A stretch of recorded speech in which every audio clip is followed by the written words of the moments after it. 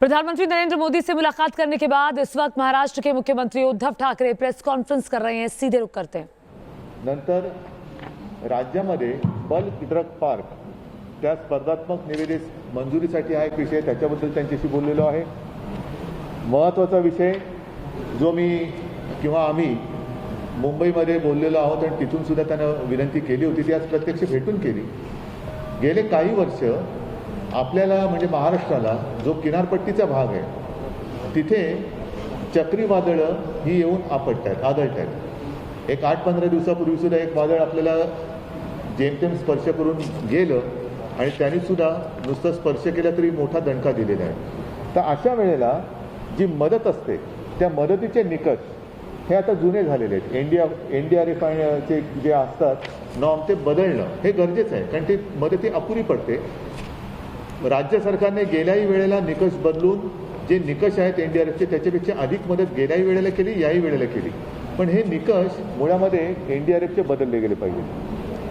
9वा विषय जो आहे तो 14व्या वित्त आयोगातील थकीत निधी तो मिळण्यासाठी एक आहे शहरी स्थानिक संस्थांसाठी, तसंच 14व्या वित्त आयोगातील थकीत निधीची परफॉर्मन्स ग्रँटी ह्या बोललो तोच विषय आहे।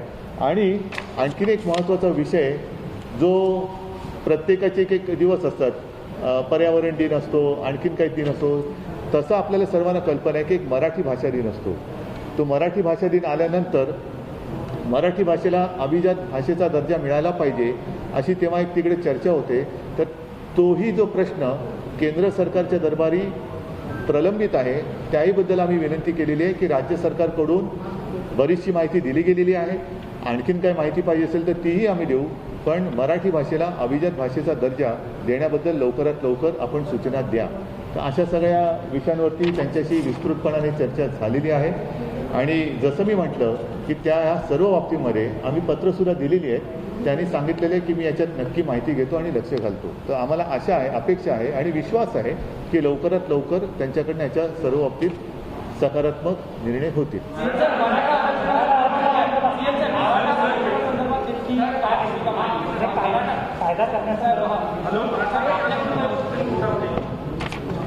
सन्मान्य मुख्यमंत्री जी, सन्मान्य उपमुख्यमंत्री जी, मुख्य सचिव, सन्मान्य खासदार, मीडियाचे इलेक्ट्रॉनिक आणि प्रिंट मीडियाचे सर्व सन्मान्य मुख्यमंत्र्यांनी विचार केल्याप्रमाणे अनेक महाराष्ट्राच्या अनेक महत्त्वाच्या विषयांवर या ठिकाणी मुख्यमंत्र्यांनी आम्ही सन्माननीय प्रधानमंत्र्यांची चर्चा केली।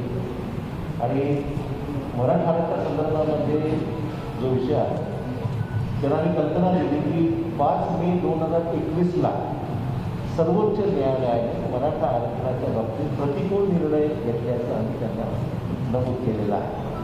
म्हणजे 5 मेला मराठा आरक्षणाला देण्यासंदर्भामध्ये एक तर सर्वोच्च न्यायालयाने असं म्हटलेलं आहे की 102वी घटना दुरुस्ती झाल्यानंतर SC-BCचे आरक्षण देण्याचा अधिकार हा राज्यांना आता राहिलेला नाही। म्हणजे कुठल्याही राज्यांना या जजमेंटनंतर त्यांनी सांगितलं आहे की या जजमेंट स्पष्ट नमूद केलं आहे की घटना दुरुस्ती झाल्यानंतर अधिकार हा कुठल्याही राज्यांना एखाद्या समाजाचा बॅकवर्डनेस ठरवण्याचा किंवा त्यांना आरक्षण देण्यासंदर्भात निर्णय आता राज्यांना घेता येणार नाही।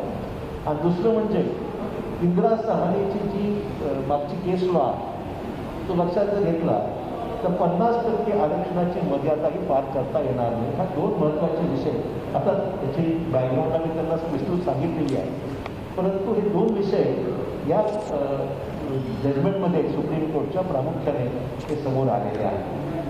त्या पार्श्वभूमीवर आम्ही पंतप्रधानांना विनंती केली की तुम्ही जे रिव्ह्यू पिटिशन केंद्राने जे दाखल केलेलं आहे सुप्रीम कोर्टामध्ये त्या जजमेंटमध्ये त्या रिव्ह्यू पिटिशनमध्ये केवळ राज्यांना अधिकार बहाल करण्यासंदर्भातला विषय हा थोडा कामाचा नाही आहे। राज्यांना अधिकार असले पाहिजेत, राज्यांना एखाद्या समाजाचा बॅकवर्ड ठरवणारे इतपत अधिकार असले पाहिजे त्यात आमचं दुमत नाहीच आहे, परंतु फक्त अधिकार प्रदान करून जे होणार नाही। जोपर्यंत 50% आरक्षणाची मर्यादा की जोपर्यंत शिथिल करण्यात येत नाही, काढून टाकण्यात येत नाही, तोपर्यंत राज्याला अधिकार देऊन सुद्धा हा आरक्षणाचा मुद्दा मागे लागणार नाही। हा प्रामुख्याने आम्ही त्यांना सांगितलेलं आहे आणि म्हणून 50% आरक्षणाची मर्यादा ही शिथिल करावी अशा प्रकारचा युक्तिवाद हा सर्वोच्च न्यायालयामध्ये झाला पाहिजे, केंद्राकडूनही झाला पाहिजे. आम्ही सुद्धा समर्थन याचं करतो, आमची म्हणणं की आम्हाला राज्याला अधिकार असलं पाहिजे. परंतु त्याचा दुसरा महत्त्वाचा मुद्दा जो आम्ही नमूद केला की सुप्रीम कोर्टामध्ये हे रिव्ह्यू पिटिशन राज्य परिषद दाखल करणारच आहे. म्हणजे दिलीप भोसले सर्वोच्च न्यायालयाचे न्यायमूर्ती माजी न्यायमूर्ती दिलीप भोसले यांच्या समितीचा अहवाल आलेला आहे. त्या अहवालाच्या अनुषंगाने या जजमेंटच्या बाबतीमध्ये रिव्ह्यू पिटिशन दाखल करण्याची राज्यशासनाची भूमिका आहे. परंतु हे करत असताना आम्हाला विनंती एवढीच करायची की आम्हाला अधिकार द्या, आम्ही हे निर्णय राज्याला घटनादुरुस्ती संदर्भातली किंवा जी काही झाल्यानंतर जो पेर निर्माण झालेला आहे त्या संदर्भातली पुढची पावलं ही केंद्राने उचलावी. परंतु हे करत असताना आम्हाला अधिकार देत असताना 50% मर्यादा ही शिथिल करण्यात यावी याच्यातला महत्त्वाचा भाग आहे. आणि मग हा फक्त जो काही मर्यादा घातली 50%ची तो फक्त मराठा समाजाची मर्यादा नाही आहे. म्हणजे इव्हन 27% राजकीय आरक्षण जे ओबीसीच्या बाबतीमध्ये सुद्धा सेट असा झालेला आहे. दुसरा तोच मुद्दा की 50%ची मर्यादा क्रॉस केल्यामुळे आरक्षणाची पॉलिटिकल आरक्षण देता येईल हा तिथे मुद्दा. आम्ही त्याला सांगितलं हा मुद्दा फक्त मराठा समाजात मुद्दे नाही आहे, ओबीसीचा तोच मुद्दा आहे. आणि ओबीसीचा मुद्दा तर संपूर्ण देशामध्ये आता हा प्रश्न निर्माण झालेला आहे. त्यामुळे ओबीसीचा विषय असो, मराठा समाजाचा विषय असो, तुमचं रिव्ह्यू पिटिशन हे जोपर्यंत घटना दुरुस्ती होत नाही, ज्या पद्धतीने केंद्र सरकारकडे अधिकारात आलेले आपोआप या जजमेंटमुळे अधिकार आलेले आहेत, जोपर्यंत हे निर्णय जो सुप्रीम कोर्टात दिलेला आहे तो सेटसाईड होत नाही तोपर्यंत सर्व अधिकार केंद्राकडेच आहे. आणि म्हणून आमची मागणी आहे की तुमच्याकडे आज अधिकार आले असताना तुम्ही हा निर्णय घ्या जेणेकरून मराठा समाजाला तुम्ही न्याय देऊ शकाल. त्यासाठी आवश्यक असलेली कायदेशीर ती काही प्रक्रिया आहे, पण ती घटना दुरुस्ती करायची. जसं EWS मध्ये आपण घटना दुरुस्ती केली किंवा मग घटना दुरुस्ती करायची बाब असो किंवा बाकीच्या काही कायदेशीर मार्ग असतो. उन्होंने ये कहा कि प्रधानमंत्री से जब बात हुई तब उन्होंने मराठा आरक्षण को मुद्दे को लेकर बात की और मराठा आरक्षण के साथ साथ ओबीसी आरक्षण के लिए भी बात की, क्योंकि हाल ही में जो सुप्रीम कोर्ट का फैसला है उसके मुताबिक ओबीसी को जो आरक्षण मिला था स्थानीय स्वराज्य संस्था में, लोकल सेल्फ गवर्नमेंट में, वो रद्द हुआ है. तो ये सिर्फ महाराष्ट्र का मुद्दा नहीं कि पूरे देश के ओबीसी का मसला है. तो इसके बारे में भी उद्धव ठाकरे के नेतृत्व में ये जो शिष्टमंडल गया था उन्होंने बात की है. जो कुल 10 जो मुद्दे थे उसमें ये मांगे रखी गई है प्रधानमंत्री के सामने.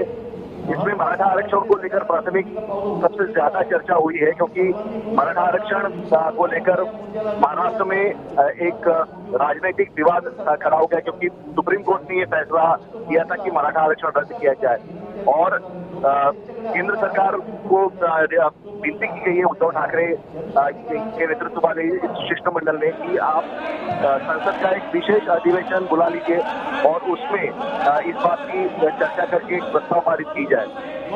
दूसरा, इसमें सबसे जो बड़ी बात हुई है ओबीसी के मुद्दे को लेकर, उसमें भी ओबीसी का आरक्षण को संरक्षित किया जाए, ये बात की गई है. इसके अलावा चक्रवात में जो मदद दी जाती है लोगों को, उसमें एनडीआरएफ के जो नॉर्म्स है वो पुराने हैं, जिसके तहत बहुत कम मदद मिलती है. तो ये नॉर्म्स बदलने की जरूरत है, ऐसी विनती प्रधानमंत्री को की गई है. इसके अलावा जीएसटी प्राईम मिनिस्टर साहेबांना भेटलो त्यामध्ये तो इस वक्त प्रेस कॉन्फ्रेंस चल रही है, कई सारे मुद्दों का जिक्र किया गया. ताउते तूफान से हुए नुकसान पर प्रधानमंत्री मोदी से बात की गई और प्रधानमंत्री को अवगत कराया गया कि आखिर ताउते तूफान से जो नुकसान हुआ था उसके लिए जो राशि है, जो सहायता राशि केंद्र की तरफ से दी गई है, उसको बढ़ा दिया जाए. और साथ ही साथ महाराष्ट्र की अन्य जो समस्याएं हैं उसका जिक्र किया गया. मराठा आरक्षण मुख्य मुद्दा था जिसको लेकर बातचीत की गई.